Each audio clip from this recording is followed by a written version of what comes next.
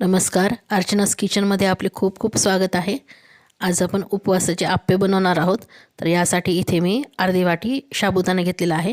तर इथे मी बारीक असा साबुदाणा घेतलेला आहे, तुम्ही मोठा पण साबुदाणा घेऊ शकता। आणि हे साबुदाणा मी वाटून घेणार आहे। तर याचं मी पावडर इथे बनवून घेतलेलं आहे। आता हे आपण काढून घेऊया। तर आता इथे मी एक वाटी भगर घेतलेली आहे, किंवा कोणी याला वरईचे तांदूळ पण म्हणतात।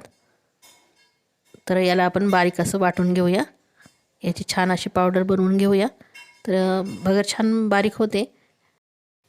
इथे मी साबुदाणा आणि भगर कोरडेच असे बारीक करून घेतलेले आहेत। जर तुमच्याकडे वेळ असेल तर 1 तास तुम्ही हे भिजवून ठेवायचे आणि त्यानंतर बारीक करायचं, तसं पण केलं तरी चालतं। तर यामध्ये अर्धी वाटी इथे मी दही घातलेलं आहे आणि यामध्ये आता आपण थोडंसं पाणी घालूया। खूप असं पातळ बनवायचं नाही आहे, घट्टसरच आपल्याला ठेवायचं आहे। आता यावर मी झाकण ठेवलेलं आहे आणि हे 15 ते 20 मिनिट मी असंच ठेवून देणार आहे आणि 15 मिनिटानंतर मी हे काढलेलं आहे। आणि इथे मी एक गाजर किसून घेतलेलं आहे, तर हे गाजर मी यामध्ये घालणार आहे। तुमच्याकडे जे उपवासाला पदार्थ चालतात ते तुम्ही यामध्ये घातले तरी चालते। इथे मी एक बटाटा किसून घेतलेला आहे आणि हे बटाट्याचं किस आपण यामध्ये घालूया। आणि इथे मी 2 ते 3 हिरव्या मिरच्या बारीक चिरून घेतलेल्या आहेत, ते यामध्ये घातलेले आहेत। आणि थोडंसं अद्रक आपण यामध्ये किसून घालूया। आणि इथे मी चवीनुसार सेंदे लोण घातलेलं आहे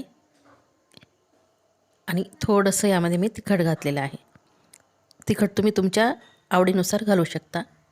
आता हे आपण छान असं मिक्स करून घेऊया। मी या कुंड्यामध्ये अर्ध पीठ काढून घेतलेलं आहे।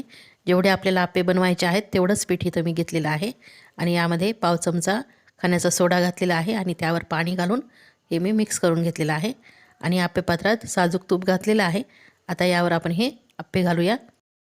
तर या पात्रांमध्ये साईडचे आप्पे आपण अगोदर घालून घेऊया आणि त्यानंतर मधले घालायचे, कारण मध्ये ही आच जास्त असते आणि आप्पे करपतात, यासाठी साईडचे आप्पे आपण अगोदर घालून घ्यायचे।